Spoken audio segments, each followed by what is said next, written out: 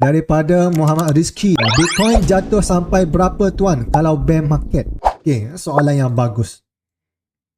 Ramai orang tertanya-tanya kan. Okey, Bitcoin ada cycle, dia ada bear market, tapi persoalannya berapa harga bottom bila market crash nanti kan? Itu yang ramai orang nak tanya. Dan untuk menjawab persoalan ni, ada banyak kaedah yang kita boleh guna pakai. Sama ada kita jadikan past cycle punya all time high sebagai rujukan. Itu yang pertama. Kalau past cycle, ini. Pasang tak?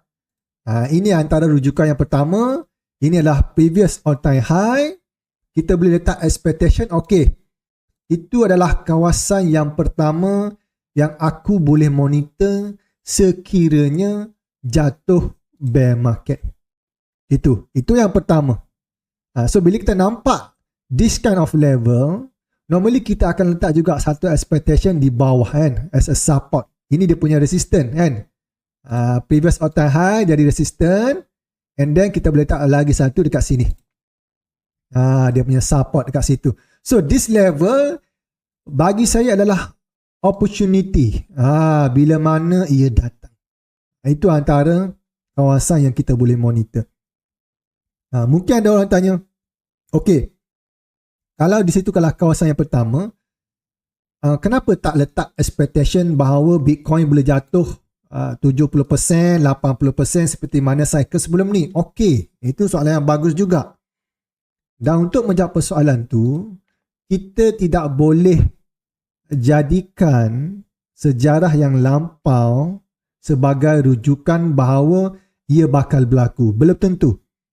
Cuma kita tahulah kan 70%, 80% kan kalau cycle lepas. Tapi upcoming cycle dia mungkin jadi 60. Kan dia boleh jadi 50 sahaja. So kalau kawasan ni yang saya tandakan tadi kan, previous all time high dan juga dia punya support this area, kita lihat berapa persen dia punya kejatuhan. Tengok sekitar 60%.